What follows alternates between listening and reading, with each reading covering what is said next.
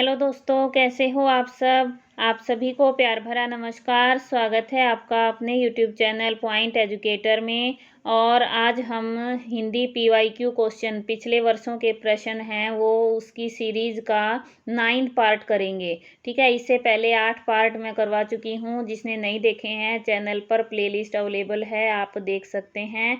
और आज 9th part में हम करने वाले हैं एचटेट पीजीटी लेवल का 2017 का क्वेश्चन पेपर सोल्व करेंगे। इसमें जो 15 क्वेश्चन हिंदी के आते हैं वो सब डिटेल से करेंगे। तो पहला क्वेश्चन स्टार्ट करते हैं। वर्णों की ध्वनिगत विशेषता के संदर्भ में निम्नलिखित में से कौन सा युग्म सुमेलित नहीं है। ताड़न जात, तो ताड़न जात और उत्क्षिप्त कौन से हैं, ड और ढ। ठीक है, और ईषद सपृष्ट, विवृत और ईषद विवृत। इसमें जो ऑप्शन 3 है ये हमारा राइट रहेगा। आंसर की के अकॉर्डिंग ऑप्शन 3 आया था। और वैसे इसमें एक मिस्टेक भी है जो उस टाइम पता नहीं चली थी, अब पता चली है जब मैंने इसको डिटेल से पढ़ा है। और वो क्या है वो अभी आपको भी समझ आ जाएगी। इसकी डिटेल पढ़ते हैं। देखो भाई, ये क्वेश्चन कहाँ से बना था, ये बना था प्रयत्न से। प्रयत्न किसे कहते हैं, भेद उपभेद सहित लिखो। तो प्रयत्न है ये वर्णों के उच्चारण में मुख के भिन्न भिन्न स्थानों को जो यत्न करना पड़ता है उसे प्रयत्न कहते हैं। मुख के यानी हमारे मुंह में जो अलग अलग स्थान हैं जहाँ से वर्णों का, स्वरों का उच्चारण किया जाता है। ठीक है, स्वर और व्यंजन का उच्चारण किया जाता है, तो जिस स्थान को यत्न करना पड़ता है उसे प्रयत्न कहते हैं। अब प्रयत्न 2 प्रकार के होते हैं, आभ्यंतर प्रयत्न और बाह्य प्रयत्न। आभ्यंतर प्रयत्न है वर्णों के उच्चारण में पहले होने वाले यत्न को आभ्यंतर प्रयत्न कहते हैं। जो उच्चारण करने से पहले यत्न लगता है उसको आभ्यंतर कहते हैं। ठीक है, या वर्णों के उच्चारण करने से जो ध्वनि पैदा होती है उस ध्वनि से पहले की गई भीतरी क्रिया अथवा यत्न को आभ्यंतर प्रयत्न कहते हैं। अब ये आभ्यंतर प्रयत्न 4 प्रकार के होते हैं। पहला है विवृत, दूसरा है ईषद विवृत, फिर है सपृष्ट और ईषद सपृष्ट। विवृत क्या होता है, जिन वर्णों के उच्चारण में मुख पूर्ण रूप से खुला रहता है और जीभ का भाग कंठ, तालु आदि स्थानों से दूर रहता है, उन वर्णों का विवृत प्रयत्न होता है। जैसे सभी स्वर ए आ ई बोल के देखो, सभी में मुंह खुला रहता है। ठीक है, और दूसरा ईषद विवृत। ईषद विवृत क्या होता है, थोड़ा। ईषद का मतलब होता है थोड़ा सा, तो जिसके आगे ईषद लग जाए इसका मतलब थोड़ा, थोड़ा सा खुला, ईषद विवृत। तो उन वर्णों को ईषद विवृत प्रयत्न होता है। जैसे श श श ह, अब मुंह तो खुला है लेकिन हल्का सा खुला है। ठीक है, तो ये क्या है, ईषद विवृत। अब पेपर में देखो जो आया था ईषद विवृत है ना, इसमें यह वह दे रखा है और ईषद सपृष्ट है, इसमें श दे रखा है। तो श किसका है, ईषद विवृत का है, तो ये तो यहाँ आने थे। और ईषद सपृष्ट होते हैं यह वह, तो ये यहाँ आने थे, ये उल्टे दे रखे हैं भाई, आगे से ध्यान रखना। फिर है सपृष्ट। सपृष्ट क्या होता है, जिन वर्णों के उच्चारण में जीभ मुख के भिन्न भिन्न स्थानों को पूर्ण स्पर्श करती है। जीभ हमारी उठकर उस स्थान को स्पर्श करती है। ठीक है, इसमें क से मैं तक और ड ढ ये दोनों भी इसमें आ जाते हैं सपृष्ट में। और ईषद सपृष्ट जिसमें थोड़ा सा स्पर्श करती हैं। ईषद यानी थोड़ा सा, सपृष्ट यानी स्पर्श करती हैं। ठीक है, तो थोड़ा स्पर्श होता है वो होता है ईषद सपृष्ट। इसमें य र ल व ये चारों शामिल है। याद रहेगा विवृत और सपृष्ट। विवृत, विवृत, वृत से याद रखो गोला, तो हमारा मुंह है वो गोला, गोला क्या होता है, खुला। ठीक है, तो खुला रह जाता है, विवृत बन जाता है। और सपृष्ट में स्पर्श करती है हमारी जीभ, ये याद रखो। और ईषद है थोड़ा, तो जो थोड़ा मुख खुलता है तो हो गया ईषद विवृत, और थोड़ा स्पर्श होता है तो ईषद सपृष्ट। और इसके बाद थोड़ा सा ये आगे है बाह्य प्रयत्न क्या होता है। तो बाह्य प्रयत्न क्या होता है, वर्णों के उच्चारण में बाद में होने वाले यत्न को, पहले जो यत्न होगा वो तो अभ्यंतर होगा और जो बाद में होगा वो होगा बाह्य। ठीक है, तो इसके भी दो भेद है, यानी गूंज, बोलने के बाद गूंज कितनी देर रहती है उसकी, घोष, तो घोष और अघोष। घोष और अघोष, घोष जिन वर्णों का उच्चारण करते समय नाद या गूंज उत्पन्न होती है, अघोष जिसमें गूंज उत्पन्न नहीं होती। तो प्रत्येक वर्ग का तीसरा, चौथा, पांचवा, और ये सब मैं एक वीडियो में करवा चुकी हूँ डिटेल से, तीसरा, चौथा, पांचवा, ठीक है, लास्ट के तीनों, और ये र ल व है, सभी स्वर क्या हैं, घोष में आते हैं। और अघोष में फिर कौन सा रह गया, पहला और दूसरा, ठीक है, और श श श ह फ, ये सब क्या है, अघोष में। इसके आगे फिर ये श्वास के आधार पर अल्पप्राण महाप्राण दे दिया, लेकिन हम इस क्वेश्चन में बस इतना ही पढ़ेंगे।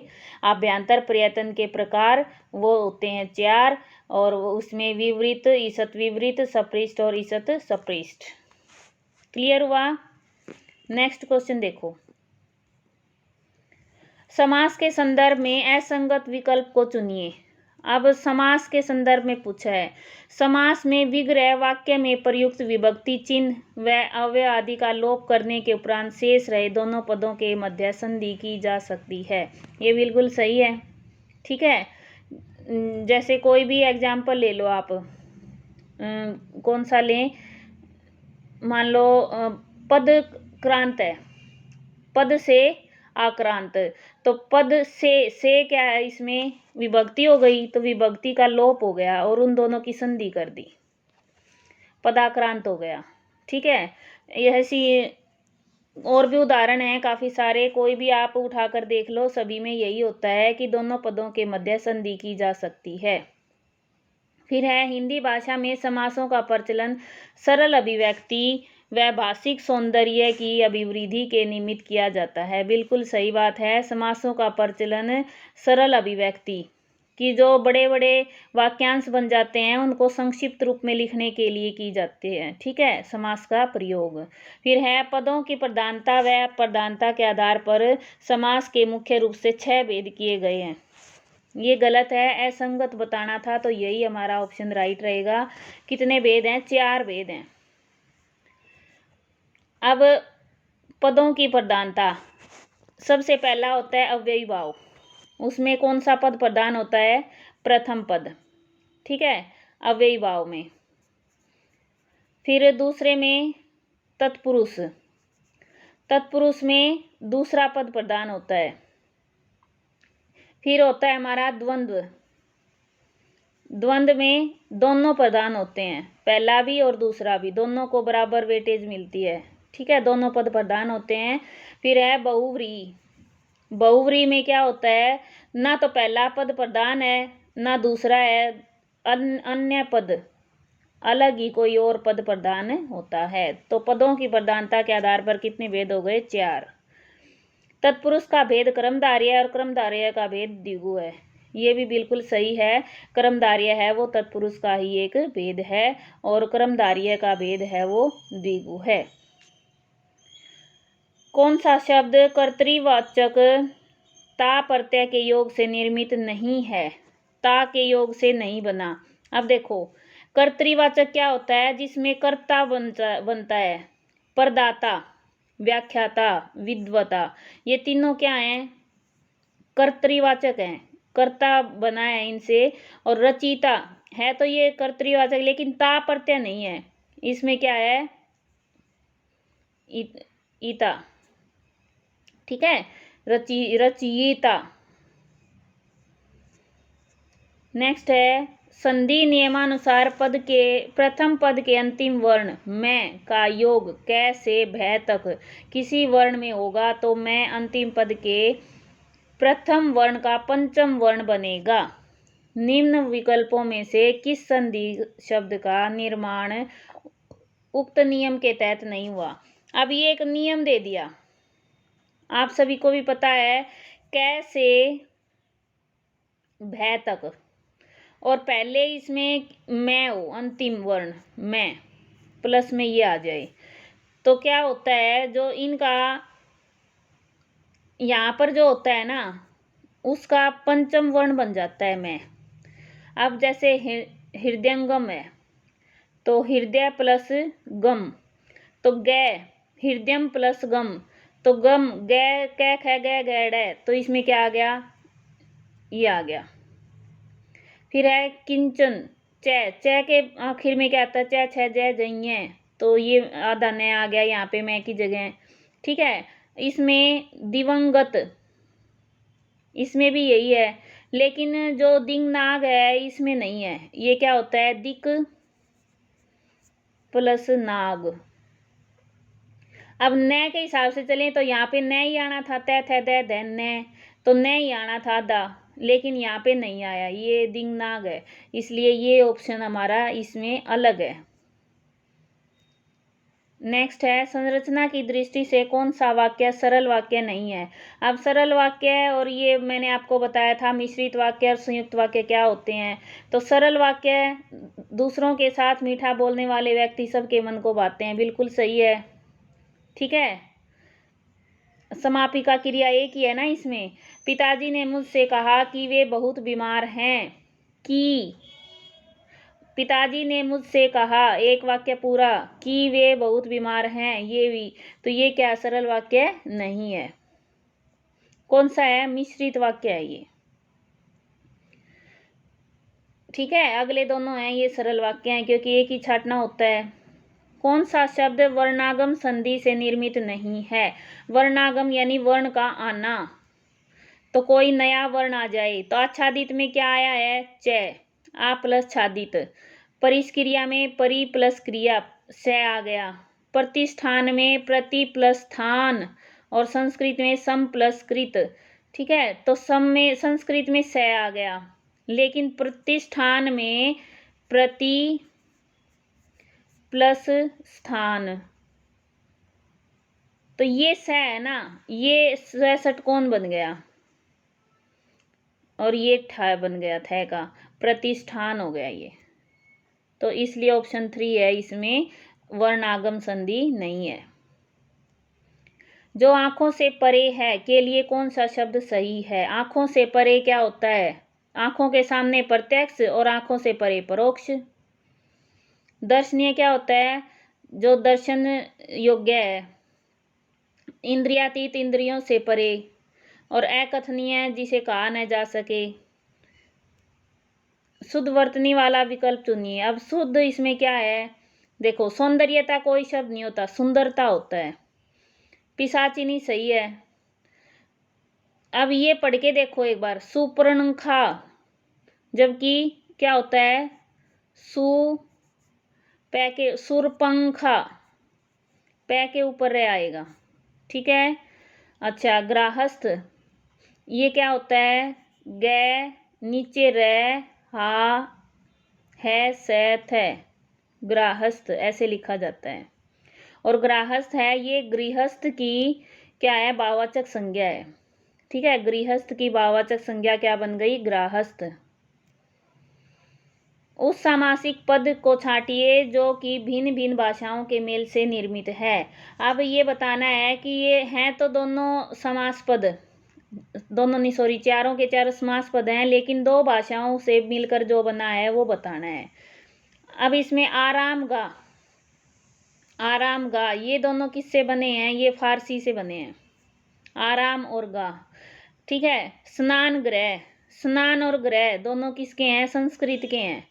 और राष्ट्रपिता हिंदी के हैं। जिलाधीश, जिलाधीश में जिला है वो तो अरबी का है, एक मिनट, जिला है अरबी का, और धीश है वो संस्कृत का है। तो ये दो भाषाओं से मिलकर बना है, तो ऑप्शन 4 हमारा राइट हो जाएगा। निम्न विकल्पों में से कौन सा विकल्प गिरि का पर्याय नहीं है। गिरि होता है पर्वत। अब पर्वत के पर्यायवाची कौन से होते हैं, महीधर, अद्री, नग, और शैल होती है। शैलजा तो शैल से उत्पन्न यानी नदी, तो शैलजा किसका है, नदी का पर्यायवाची है। तो ऑप्शन 1 हमारा सही हो जाएगा। अकेला सैल होता तो ये गिरी का पर्यायवाची होता।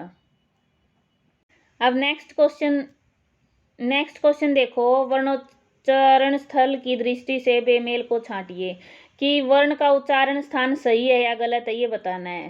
पहला है ड, क ख ग घ ड़, तो ये कंठ नासिका बिल्कुल सही है, पंचम वर्ण है नासिका से, और क वर्ग है वो कंठ से। कंठ तालु ए, ये भी सही है। दंतोष्ठ फ सही है। अब ये देखो, ये है अण, टे ठे डे ढे ण, यानी टे वर्ग है वो कहाँ से बोला जाता है, मूर्धा से। ठीक है, तो इसमें दंत की जगह क्या आना था, मूर्धा। दंत से कौन सा बोला जाता है, टे वर्ग बोला जाता है। नेक्स्ट देखो, पोखर का तत्सम रूप है। अब पोखर का तत्सम रूप यानी क्या होता है, पुष्कर। ठीक है, पोखर का तत्सम रूप क्या होता है, पुष्कर होता है। और पुष्कर क्या होता है, तालाब। पोखर, पोखरा, और ये इसके पर्यायवाची शब्द हैं, ताल, तलैया, सरोवर, पोखरा, पुष्कर, पोखर, ये सारे क्या हैं, इसके पर्यायवाची शब्द हैं। प्रखर क्या होता है, तेज। किस विकल्प में दो उपसर्गों का योग नहीं है, अब बताना है किसमें दो उपसर्ग नहीं है। अब पहला है सम प्लस आ प्लस धी, समाधि। फिर दूसरा वी प्लस आ प्लस धी, व्याधि। ठीक है, और स्वागत में सु प्लस आ प्लस गत, स्वागत। और अध्यापक में क्या है, अधि,